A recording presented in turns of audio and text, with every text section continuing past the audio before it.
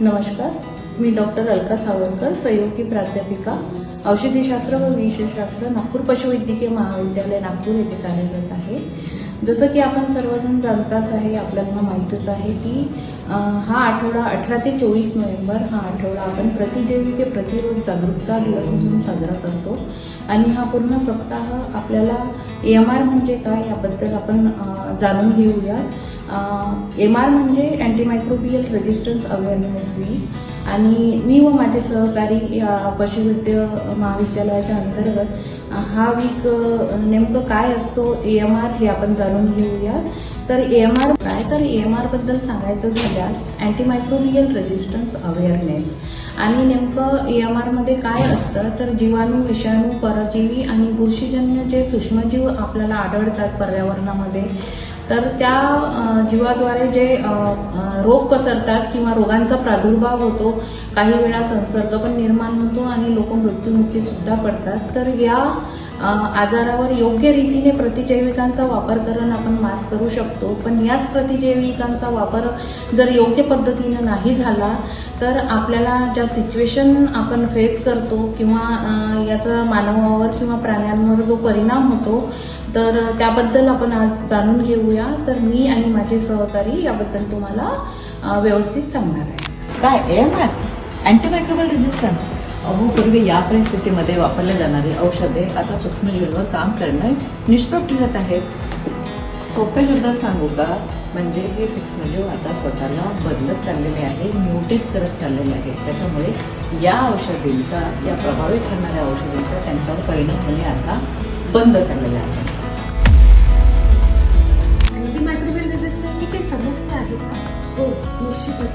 कारण जेव्हा परजीवी किंवा सूक्ष्मजीव जे असतात ती त्यांच्या विरुद्ध जी औषधे आहेत ती कामच करत नाही, आणि मग त्यांच्या विरुद्ध प्रतिरोध हा डेव्हलप होतो, त्याला आपण अँटीमायक्रोबियल रेजिस्टन्स असं म्हणतो.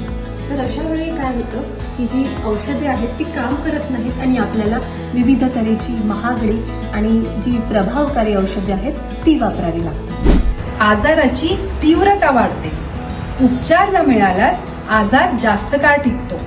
रुग्णालयात जास्त दिवस राहावे लागते आणि काही वेळा रुग्णाचा मृत्यू देखील संभवतो. सुपरबग्सच्या धोक्यात ज्या सूक्ष्मजीवामध्ये अनेक औषधांना प्रतिकार करण्याची क्षमता असते त्यांना सुपरबग्स म्हणतात. यामुळे सध्या संसर्गवर्गी उपचार करणे अशक्य होऊ शकते. AMR हे केवळ वैद्यकीय आव्हान नसून जागतिक आरोग्य आणि विकासासाठी मोठे संकट झाले आहे.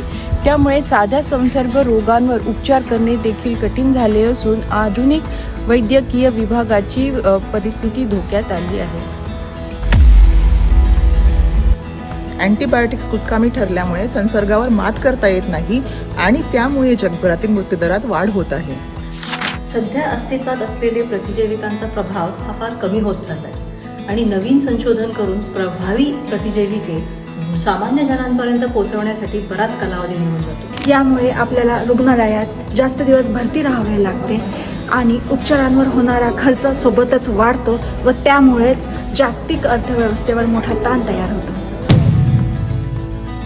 प्रतिजैविक जागरूकता ही काळाची गरज आहे आणि त्यासाठीच आपण प्राणी, मानव आणि पर्यावरण यामध्ये संतुलन ठेवणे गरजेचे आहे.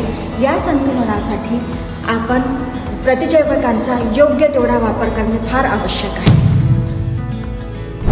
प्रतिबंध आहे ना. स्वच्छ सुरक्षित पाणी, वारंवार धुवा हात, खोकताना तोंड झाका, स्वच्छता ठेवा परिसरात. वेळेवर लसीकरण करून संसर्ग होण्यापासून बचाव करता येतो. तर अवेअरनेस आणि रॅशनल यूज, जागरूकता आणि योग्य वापर.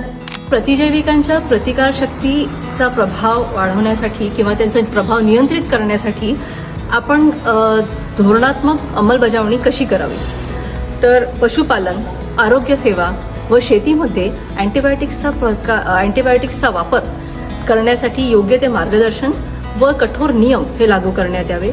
तसेच जलद निदान साधनांच्या संशोधनासाठी आणि नवीन औषधे तयार करण्यासाठी निधी वाढवावा व तो अंमलबजावणीत आणावा. विषाणूजन्य आजारावर अँटीबायोटिक काम करत नाही हे लक्षात ठेवावे. डॉक्टरांनी सांगितल्याशिवाय अँटीबायोटिक कधी घेऊ नये. सांगितलेला औषधांचा कोर्स पूर्ण करावा, मध्येच औषधे घेणे थांबवू नये.